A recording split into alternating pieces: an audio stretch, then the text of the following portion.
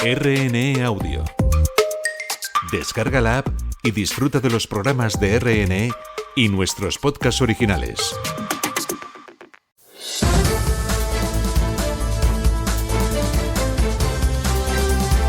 Tablero Global.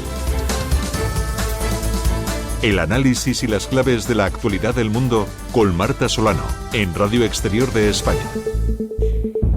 Hoy hablamos de Afganistán, un país que lleva en guerra desde 1979, con 14 etnias, complejo como su paisaje y maldito por su geopolítica. Tiene a Rusia, China, Pakistán, India como vecinos regionales, todos con armas atómicas, ha sufrido invasiones como la de la URSS, fanatismo religioso de los talibán, el yihadismo del Daesh, de Al-Qaeda, la violencia endémica contra las mujeres y una guerra interminable tras el 11S que acabó en 2021 en una retirada precipitada. Hoy queremos saber lo que pasó, el presente y el futuro de un país y de un pueblo, lejos de la manipulación mediática de Occidente. ¿Me acompañan? Tablero Global. El análisis y las claves de la actualidad del mundo con Marta Solano, en Radio Exterior de España. Nuestra firma de hoy es de Mónica Bernabé, la única corresponsal española que ha vivido en Afganistán. Lo hizo durante 8 años y su crónica es también la voz de las mujeres afganas. Fístula obstétrica. Así es como se llama una patología que es muy habitual en Afganistán, porque la mayoría de las mujeres dan a luz en casa sin asistencia médica, pero que aquí en Occidente es casi desconocida. La fístula obstétrica la suelen sufrir mujeres que están varios días de parto y no pueden dar a luz porque el bebé está mal colocado. Aquí el problema se resolvería con una simple cesárea, pero en Afganistán la criatura se acaba muriendo dentro del cuerpo de la madre y la madre se acaba destrozando por dentro. Es decir, se le revienta la vagina y eso hace que después no pueda contener ni la orina ni las heces. En el año 2014 entrevisté a una joven en Afganistán que sufría fístula obstétrica y su testimonio me impactó tanto que acabé la entrevista teniendo yo misma dolor de barriga. En 2014 las tropas extranjeras aún estaban en Afganistán y la ayuda internacional financiaba casi la totalidad del sistema de salud afgano. No me quiero ni imaginar cómo será la situación ahora, que la ayuda es mínima y los talibanes han prohibido a las mujeres formarse como comadronas. A pesar de que he vivido casi 8 años en Afganistán y que he viajado al país en 2 ocasiones desde que los talibanes llegaron al poder, me resulta difícil pronosticar qué va a pasar en el futuro. Por eso me sorprende que personas que nunca han pisado el país lo hagan. Lo que sí que tengo claro es que Occidente es en buena parte responsable de lo que ha ocurrido y que, vista nuestra inacción en Gaza, dudo que movamos un dedo por las mujeres afganas, a no ser que lo que suceda en Afganistán nos afecte directamente, algo que no es descartable porque nada bueno puede salir del régimen talibán, que solo fomenta el fanatismo islámico.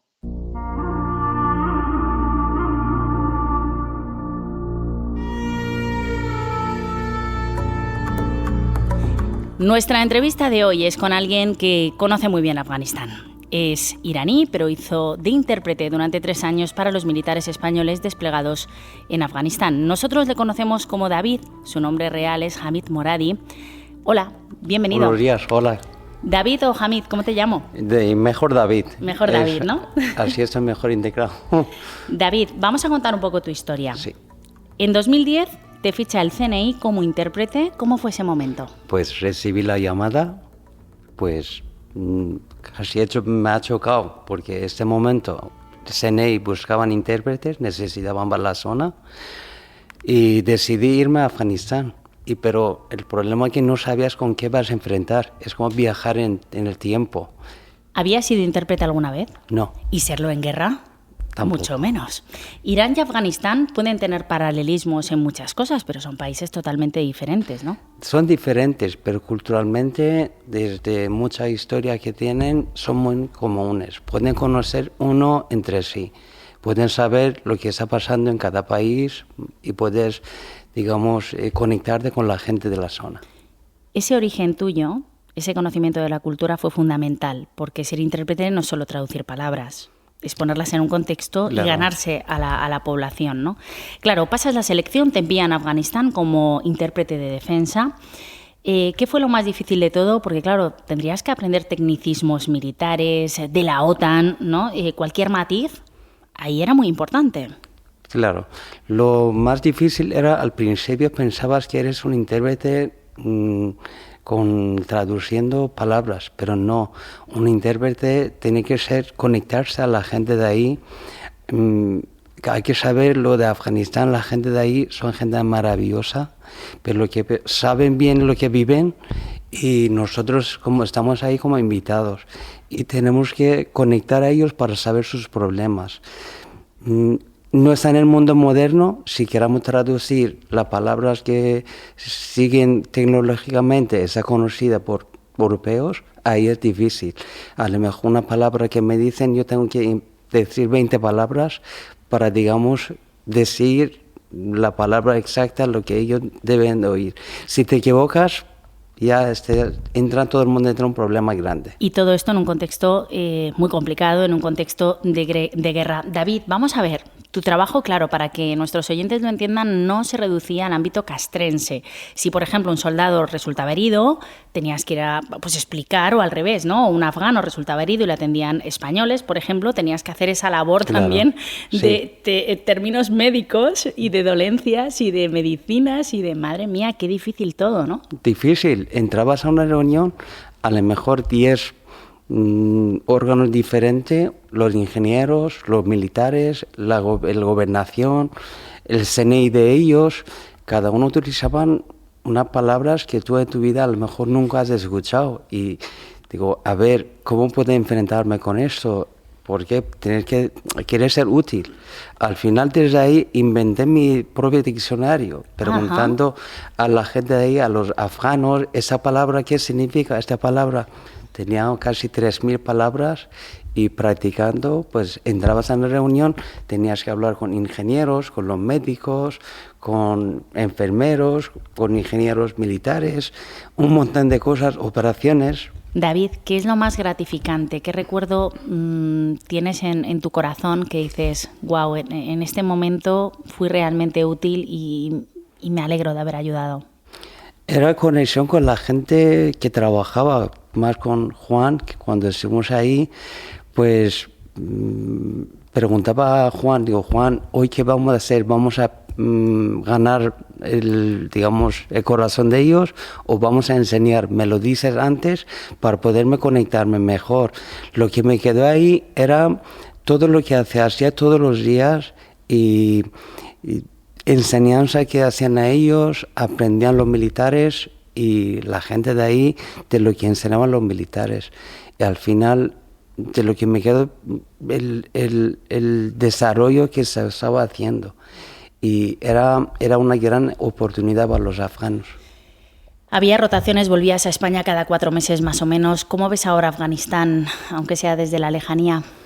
En Afganistán, lamentablemente, de lo que hemos dejado en 2014 yo, luego 2020 otros, luego el futuro muy complejo e incierto. La cosa que hay derechos de mujeres, talibanes en poder, el Estado Afganistán no está reconocido por la mayoría de los países, crisis humanitaria grave, falta, digamos, pobreza, inversión internacional y aislamiento internacional.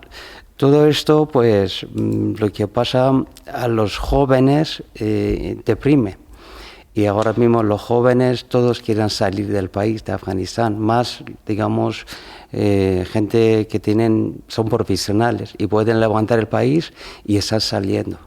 David Moradi, gracias por acompañarnos en Tablero Global y por tu trabajo como intérprete con las tropas españolas que estuvieron allí desplegadas. Gracias. Muchas gracias.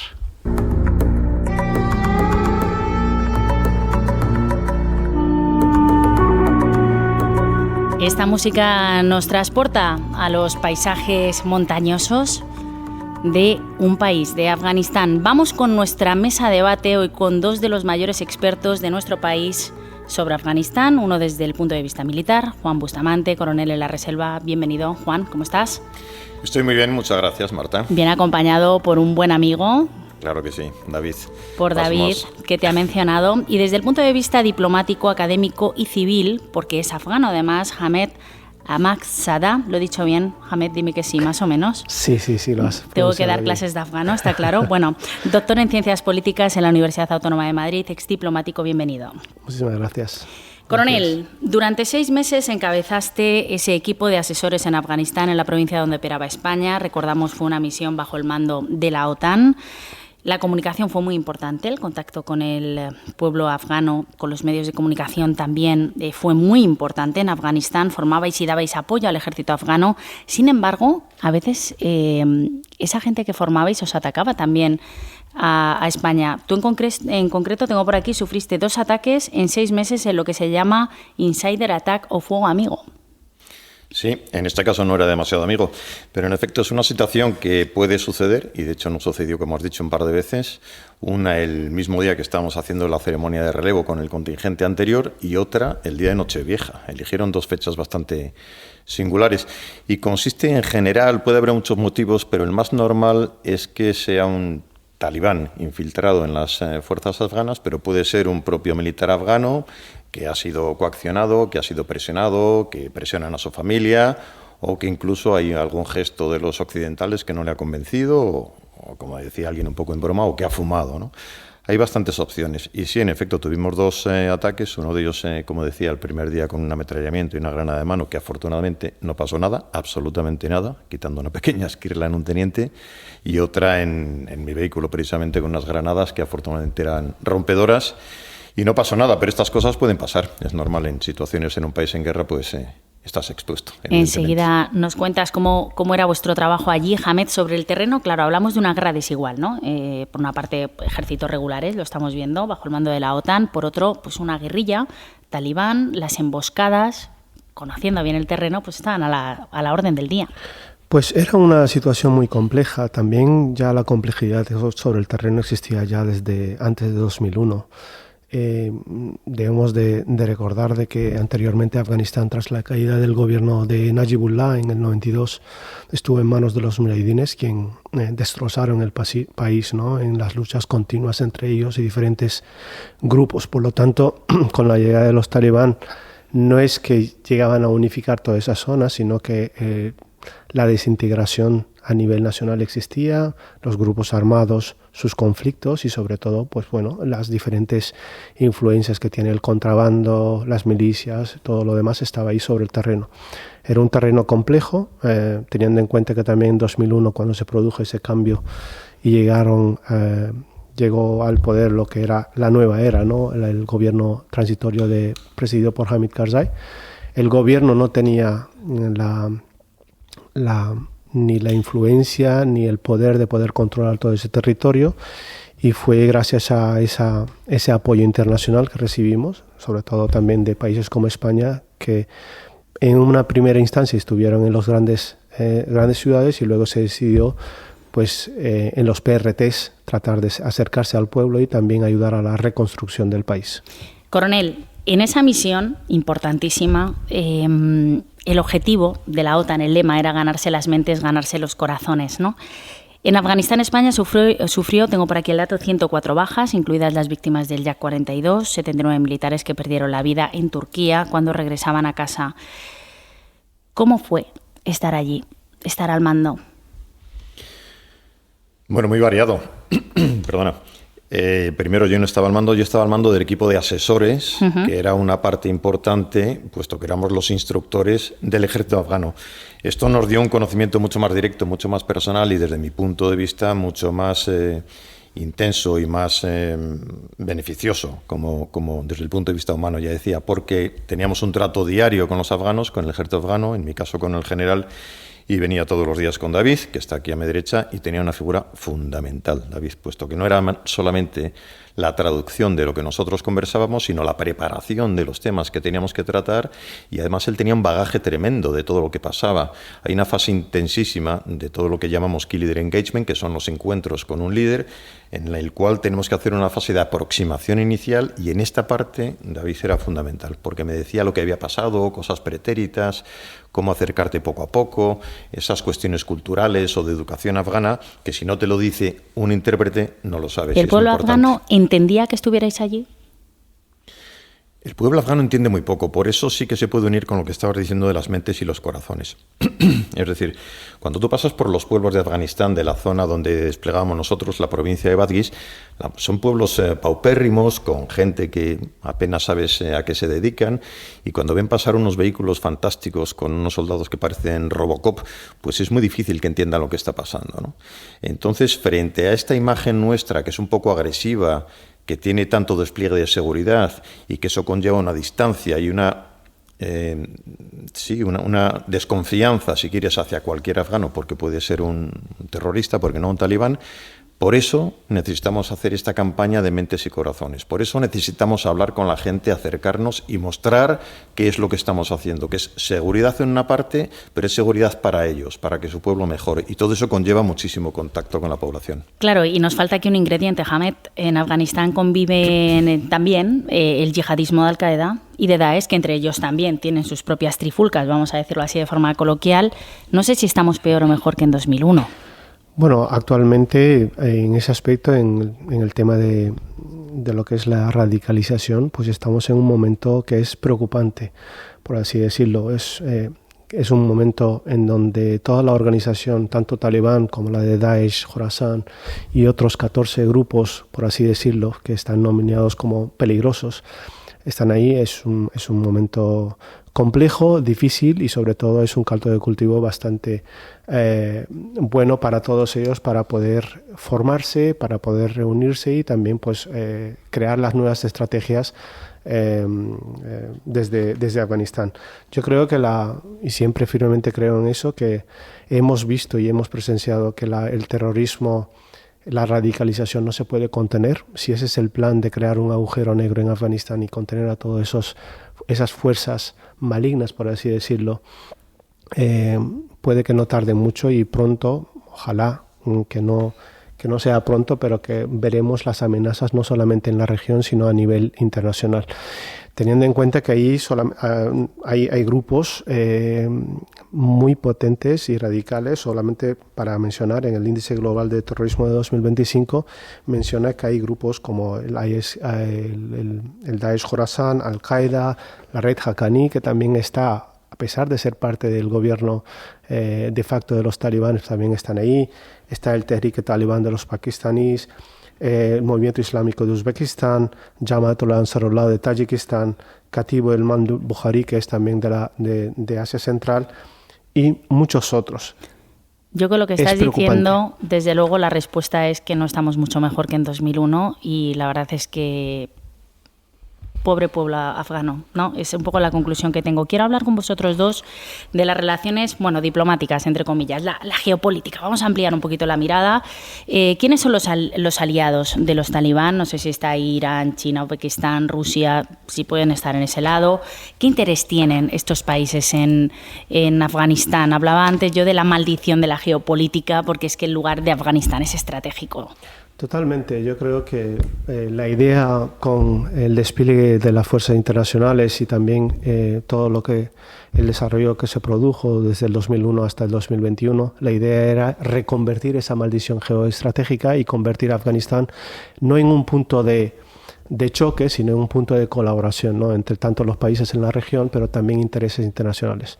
Lamentablemente ahora mismo no es un punto de colaboración. Pero volviendo a los intereses de los países, ¿no?, como has mencionado, Marta, está China, está Irán, están los países de Asia Central, está Rusia. A ver, es que Afganistán tiene minas, Irán, tiene tierras raras, tiene cobre, correcto. No sé, ¿qué interés tienen ahí? Todos siguen un pragmatismo geopolítico, el hecho de, no reconocemos oficialmente a los talibanes, pero sí lo tenemos como interlocutor válido según el momento en el que nos enfrentamos, y luego hay un interés en la estabilidad en sus propios países, porque tienen ese miedo de que esa radicalización, pues en las fronteras tan porosas que existen, pues entre en esos países. Por ejemplo, Rusia, ¿qué es lo que busca? Es seguridad regional. Vale. Un poco su influencia también en la región de Asia Central, porque le favorece que en Afganistán estén los talibanes, por lo tanto su cooperación a nivel militar aumenta en todos esos países de esa esfera. La influencia geopolítica de saber, tener un aliado también para poder complementar sus estrategias.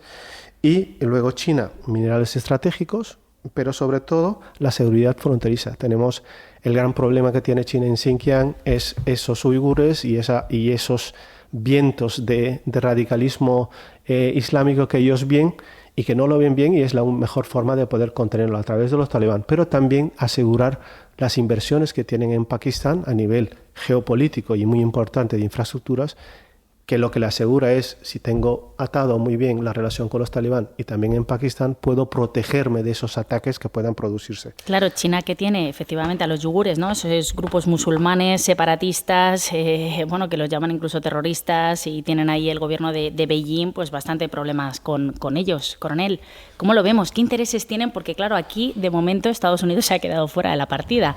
¿Qué intereses tienen otros países en Afganistán? ¿Por qué es tan goloso Afganistán? Sí, parece raro, ¿verdad? Un país tan desértico que no tiene salida al mar siquiera. Sin embargo, si preguntabas por la geopolítica, pues hay la parte geo y la parte política. La parte geo es que está en un lugar fundamental para la salida de todos los recursos inmensos de la zona del Caspio, de Turkmenistán, bien hacia el mar Arábigo, o bien de transición desde Irán hacia los dos grandes países de China y de India. Es decir, está justo en medio, y todo el sistema de distribución de crudo, de recursos fósiles, pasa por Afganistán. Eso es una parte importante, aparte de recursos, como has dicho, de tierras raras, de litio, etcétera. Y la parte política, como estaba diciendo Hamed, más o menos, yo creo que es muy importante, es un cambio que se ha producido y que tiene su singularidad. Creo que la sociedad internacional se ha conformado con que Afganistán gobierne con lo que le dé la gana, no hay opción de que sea democrático, mientras no internacionalice el terrorismo y no sea un santuario de terroristas. Ojo que la Unión Europea podría reconocer el gobierno talibán, porque hay contactos ya a través de Qatar, ¿no? La Unión Europea, con sus valores, podría reconocer a un país que en el reciente terremoto no rescataba mujeres porque no había ese contacto, no podía producirse entre hombres y mujeres. ¿Esto puede pasar? Es un punto preocupante. A ver, si lo vemos desde el punto de vista de valores democráticos, derechos humanos, por la Unión Europea, vemos muy difícil un reconocimiento oficial. Pero lo que se está sucediendo, y ya llevamos casi un año con todo esto, es que hay un reconocimiento de facto, pero aunque no sea oficialmente, ya no solamente por parte de la Unión Europea, sino los países limítrofes de Afganistán. La Unión Europea, a través de los enviados especiales en Qatar, están en contacto. Estamos viendo noticias de que hay representantes del gobierno de facto de los talibanes en Alemania ahora mismo encargándose de los asuntos consulares, y que aquellos que llevaban asuntos consulares o de las embajadas, representantes anteriores del gobierno islámico de Afganistán, ya están dejando esos espacios. Quiere decir que ya en territorio europeo hay representantes de los talibanes en los consulados, en las embajadas, que van a empezar a dar ese tipo de servicios consulares. Y mi pregunta es si esto no es reconocimiento. Es un blanqueamiento, claramente, ¿no? Es un blanqueamiento. Una última reflexión, porque se nos acaba el tiempo, si es que va volando, aquí en Tablero Global, sobre los derechos humanos, ¿no? Sobre las mujeres. Nos hablaba Mónica en esa columna, en esa firma. Ella es gran conocedora, vosotros también. Hamed, yo no sé si tienes familia allí, coronel, ¿cuántas historias de mujeres habrás visto sobre el terreno, no? También.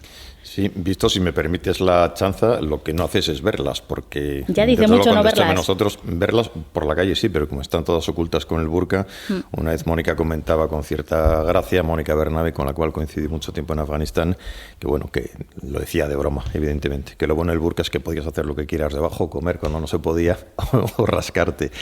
Pero claro, el trato de las mujeres, el visible, simplemente es una persona que no tiene ninguna importancia ni política ni social, ¿no? Y de hecho yo creo que desde el 2021 un gran cambio ha sido que lo poco que estuvieran influyendo de manera progresiva en la sociedad desde que llegó la OTAN en esos 20 años, pues se ha perdido prácticamente. La mujer ha desaparecido de los puestos de trabajo y eso tiene influencia en su PIB y en los puestos que se han quedado vacantes, ¿no?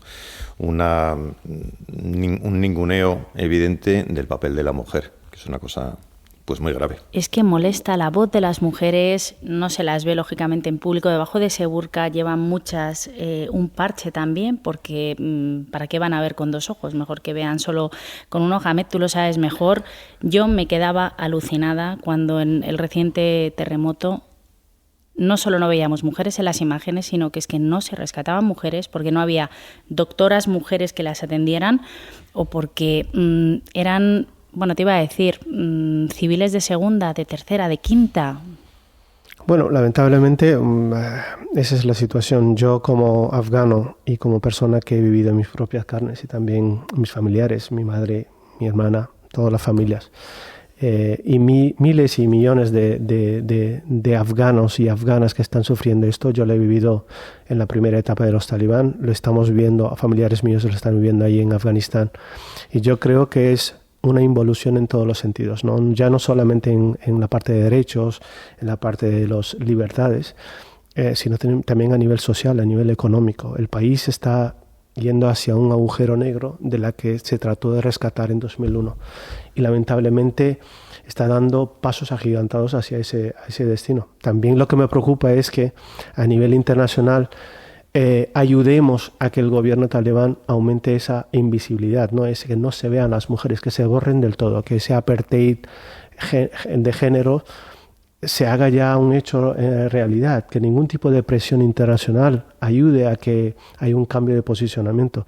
Yo entiendo, y lo decía también en 2001, que los talibán como grupo son una realidad de la sociedad afgana, pero también no son la única. Por lo tanto, por parte de la Unión Europea y por parte de la comunidad internacional lo que se requiere es una presión para que haya una vuelta a la mesa política y que haya una inclusión de diferentes grupos para ver si en el futuro se puede dar las condiciones de un cambio. ¿Sabéis que os digo que me encanta traer este tema porque parece que Afganistán ha desaparecido de los medios? Con toda la atención puesta en otras guerras, necesaria esa atención, por supuesto, pero muy poco se habla ya de Afganistán.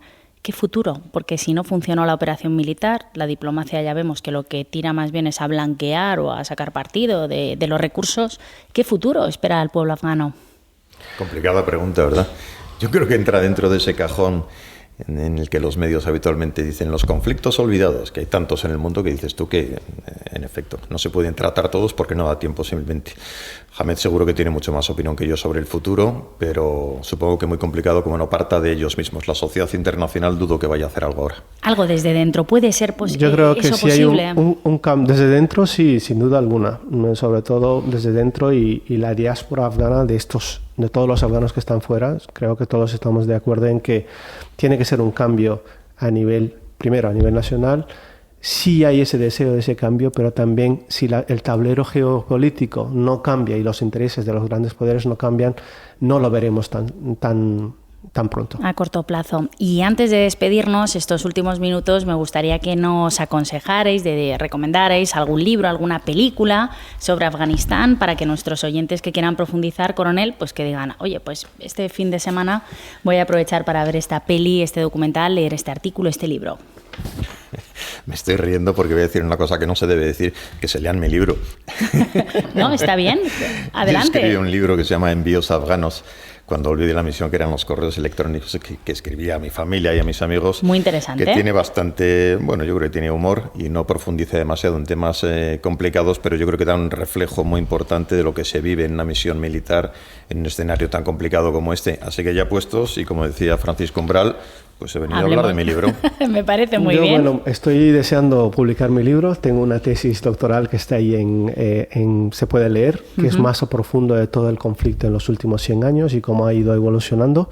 Pero también recomiendo el libro de un profesor de la Universidad de Lancaster, que es Amandelou Misra, y su libro es El laberinto de la violencia. Es un buen libro, está en inglés, pero también profundiza sobre el porqué del conflicto y por qué esa enquistación, ¿no? ¿Por qué no se resuelve?